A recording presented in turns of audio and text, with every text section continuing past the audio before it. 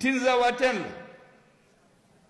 on a perdu une bataille, mais nous allons gagner le combat. Tinzawaten sera malien.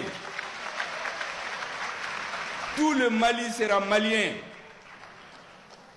Et c'est pour cela, mesdames et messieurs, je voudrais lancer ce message à nos soldats. Soyez fiers. Ceux qui vont tomber, vous ne mourrez pas pour rien. Vous mourrez pour votre peuple. D'autres vont mourir dans les hôpitaux ici à Bamako. On ne sait même pas qui sont-ils. Mais vous, on va vous se rappeler de vous un jour. Ceux qui seront partis, vous aurez donné votre sang pour que nous soyons dignes, pour que nous puissions parler. Nous sommes dans cette salle aujourd'hui, mais à Tinzawaten, on ne peut pas faire une salle comme ça, faire des réunions. C'est parce que certains sont en train de se sacrifier là-bas. Ils ont droit à tous les honneurs et le soutien nécessaires. Le soutien de leur grand-mère, de leur mère, de leurs femmes, de leurs enfants, de tous les Maliens. Vous gagnerez cette bataille-là, Inch'Allah. Nous allons la gagner. Toute la région de Kidal, toute la République du Mali va revenir dans le giron de l'État malien. Inch'Allah. C'est l'armée malienne qui le fera parce que son combat est juste. Les quelques images de propagande que nous voyons sont destinées à nous démoraliser. Ils ne réussiront pas, ils ne connaissent pas les Maliens. Nous avons perdu des milliers d'hommes. Cela ne nous a pas empêchés d'avancer. Et nous allons continuer à avancer. Comme il a dit, ce combat, nous l'allons gagner. Je voudrais aussi saluer nos amis. Vous savez, on dit trivialement, on connaît les amis dans les difficultés. Moi, j'ajoute, les amis, c'est comme des étoiles. On les voit dans l'obscurité. Lorsque tout est sombre, c'est en ce moment que vous voyez les étoiles. Les amis sont comme ça.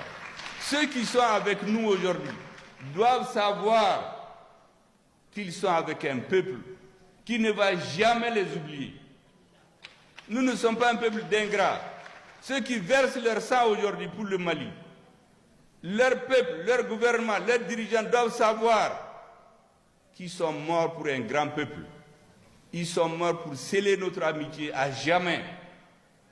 Parce que nous avons besoin de sortir de cette situation de vassalisation dans laquelle certains voulaient nous maintenir. Et nous sommes conscients que c'est avec l'appui de nos amis que nous allons réussir cette bataille qui est incertaine. C'est pour cela que je dis qu'on ne va jamais les oublier. Ils n'ont pas à se décourager. Cette bataille-là, la main dans la main, nous allons la gagner. Nous allons prendre la totalité du Mali. Inch'Allah. L'autre message, c'est à la classe politique. J'ai vu sur des réseaux des gens qui à peine se réjouissaient de certaines images macabres qu'ils voyaient. Faites attention. On est en train de nous manipuler tous. Nous nous sommes faits. Ne vous laissez pas manipuler. On veut vous maintenir dans l'esclavage. J'ai vu des communiqués de certains partis. On le fait signer par une personne qu'on ne connaît même pas. On dirait que les grands chefs qui sont connus ont honte d'avoir leur signature sur les déclarations. Moi, j'ai lu les déclarations de tous les partis. Ayez le courage de soutenir votre armée. L'armée va au-dessus des gouvernements. Quel que soit celui qui viendra au pouvoir, il aura besoin d'une armée forte.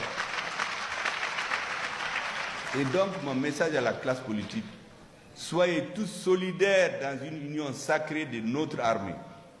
La récupération de Tinzawaten n'est pas une histoire de Assimi Goïta ou de Choguel Maïga ou de leur gouvernement, ou de Sayo Kamara. C'est une affaire du Mali. Si Tinzawaten est récupéré, si le Mali est récupéré aujourd'hui, dans 5 ans, dans 10 ans, dans 20 ans, dans 30 ans, c'est d'autres hommes qui seront là. Mais ils vont s'occuper du développement, parce que le pays aura été pacifié et unifié.